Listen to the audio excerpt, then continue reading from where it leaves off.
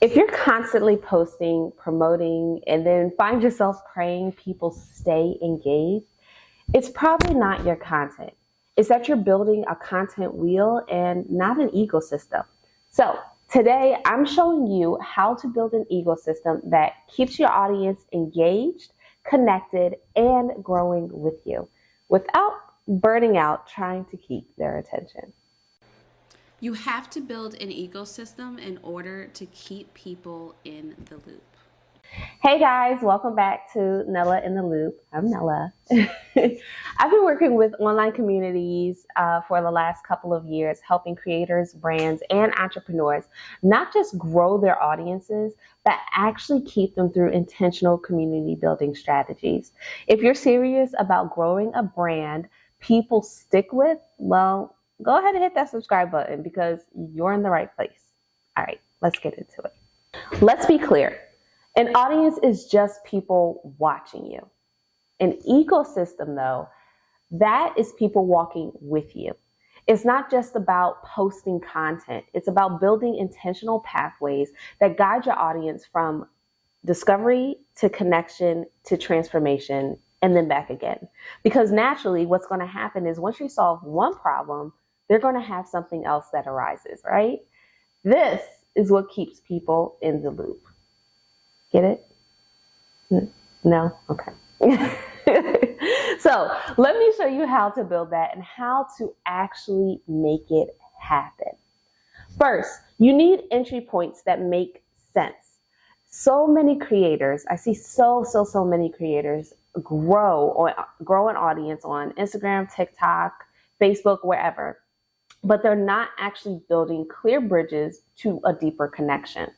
Your Instagram, podcast, or TikTok might get attention. You might have thousands of followers, but what's the next step? Inside one of my clients' communities, we made sure there were obvious entry points. Whether someone landed on one of their podcasts, joined a live masterclass call, or came from a referral link from one of the current members, they all had one direction: into the inner circle. When your audience knows exactly what to do and how to take the next step with you, they're more likely to move with you and not just watch you go, right? So, how do you do this? Audit your current content. Audit your current content, okay? Where are people already engaging? Is it your Instagram, your TikTok, your YouTube? Now ask, is there a clear, low barrier link, low barrier to entry, next thing to do? Okay, so if it takes them to go to your link in bio and then there's a link tree or a stand store or something, it has 50,000 links in there, and then the link that you actually want them to click is the very last link, that's not low barrier to entry. And by the time I do 2 scrolls, I'm clicking off and on to the next person. So make sure that there is a low barrier link to the next thing, which should be your community. That could be a newsletter, it could be a lead magnet or your community, or even a DMs to email type of thing, right? No confusion, no 50,000 options, just one door. And even if you do have other links, if this is the thing that you are promoting heavily, make sure it's the first thing there. So it's very easy, very simple, very straightforward for them to find. All right? Second, you need a space built for them to stay. Okay? So a lot of people, they make the mistake of building programs or platforms that are transactional. Once people buy or join, there's no real structure to keep them involved. There's nothing to keep them engaged. There's nothing to help them on their journey of whatever it might be. A stay space is what you want, okay? A stay space. So a private community, a membership hub, or a support circle is where you deliver the real value that you have for your audience. In the inner circle, we focus on creating experiences. We do weekly calls. We track our member milestones. We give feedback give feedback to their current podcast, but then also we ask them for feedback as well. So we have feedback check-ins on each end of the spectrum. And we also measure real-time wins. So if somebody comes up and they say, hey, I launched my podcast, we stop everything and we celebrate that person right then and there, and then also celebrate them on the weekly calls as well. So how do you do this? First, I want you to pick a platform that aligns with how you want to interact with people. Now, my personal favorite is Go High Level, okay? Because you can do everything right there. You don't need 50,000 different platforms or systems to operate your community. My favorite is Go High Level. If you're not able to use Go High Level, or it's not necessarily the budget-friendly option for you, you can use other platforms like Slack, Facebook groups, Circle, School, Mighty Networks, and then set the rhythm from there, okay? Post weekly touch points, have live calls, make sure your office hours are very clear, and also have theme discussions, okay? Now, when I say your office hours, because I know some people will be like, well, my business hours are from 9 to 5. No, when I say office hours, I mean these are hours that you are locked in and available for questions, okay? So you may not be able to answer everybody's questions every single day, but maybe every single Thursday, you are responding to DMs, answering any feedback questions right then and there, right? So make sure that is very clear for your audience and for your community members. So that way there's no question of when are you going to get back to me? All right. Make sure you understand that you don't need to post daily. Okay. You just need to show up. And when you show up intentionally. If you don't know about showing up intentionally, I want you to go ahead and watch my previous video of the mistakes people make when they just kind of just show up just to say, hey, I'm here. All right. But moving on to number 3, you need a transformation path that's obvious. Okay. So people don't just stay for content. They stay for their progress. Keyword, their progress. Okay. So one of the biggest shifts that we made inside the inner circle of one of my clients is showing members their growth path. So you start here, you show up here, you're going to try this, you're going to see results, then we're going to move on to the next level. All right. So whether you're helping someone, for example, launch their podcast like my clients, or grow their business, or organize their back end of their business, your community should never feel like a dead end. It should feel like a journey. They're excited to keep walking. So how do you do this? Map out the journey. Like literally, I want you to get posts. I want you to get note cards. I want you to get Post-its, whatever, a notebook, whatever it is that you need. I can tell you guys, I have Post-its all around the place. I have notebooks galore.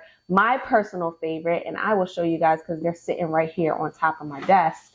My personal favorite are the big Post-its. So because then I can really write things out big and clear and then just post them up on the wall. So whatever is going to be easy for you to use and effective, just map out the journey. Like I literally want you to put pen to paper, not your iPad, not your computer, pen to paper. Okay. And this is what you're going to start with. What's the first win they should get after joining? What is the very first win that they should get after they join my community? All right.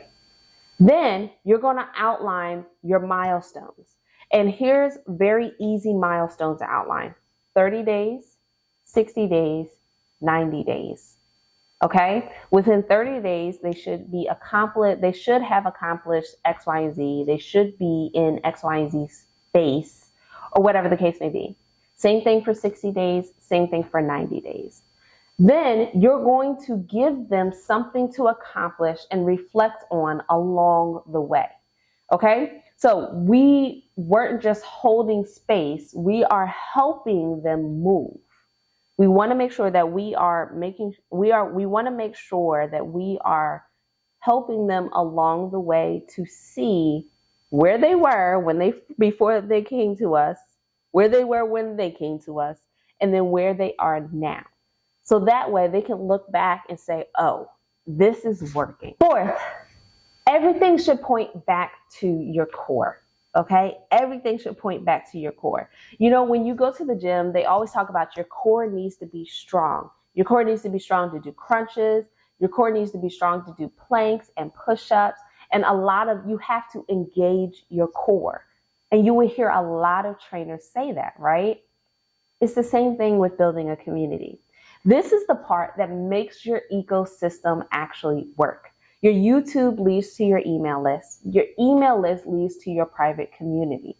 Your community leads back to your offers. And everything ties together with your brand values and your message. This doesn't mean you have to be everywhere at the same time all the time. No, it means wherever you are, it all loops back. When your ecosystem is connected, no one, and I mean no one, gets lost, okay? Like at all. No man left behind. So how do you do this? Start with your anchor, your paid offer, or your core community. Then make every other platform that you use a doorway back to that anchor. So if you have a YouTube channel like I have, your YouTube channel should lead back to that anchor. If you have a masterclass, your masterclass should lead back to that anchor.